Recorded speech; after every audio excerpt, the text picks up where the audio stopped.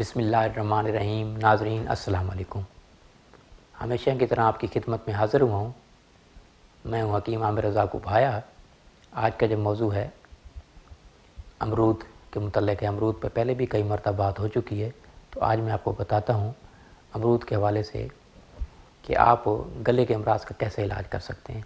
अमरूद भून कर इस्तेमाल कीजिए, ये खांसी के अमराज़ के लिए बहुत ही मुफीद है। अमरूद जो है आप इसकी हांडी बना के खाइए तो ये खांसी के अमराज़ के लिए, टॉन्सिल्स के लिए बहुत मुफीद है। और शुगर के पेशेंट तो अमरूद का लाजमी इस्तेमाल करें, क्योंकि अगर 3 महीने अगर शुगर के पेशेंट अमरूद का इस्तेमाल करें, अमरूद की हांडी बना के इस्तेमाल करें, तो ये जो है आपकी शुगर जो है बहुत नॉर्मल हालत में आ जाएगी और आप रोज़ाना की मेडिसिन से बच सकते हैं। इंसुलिन जैसे ख़तरनाक मेडिसिन से भी आप बच सकते हैं और आप घर बैठे इलाज कर सकते हैं। अमरूद की हांडी बना के खाइए। अच्छा, ऐसे लोग भी अमरूद का इस्तेमाल करें जिनको पेशाब की शिकायत होती है, जिनको पेशाब बार बार आता है, तो ऐसे लोग भी अमरूद का इस्तेमाल कर सकते हैं। अमरूद बहुत ही मुफीद है और आज से आप अमरूद का इस्तेमाल करें और सेहतमंद रहें।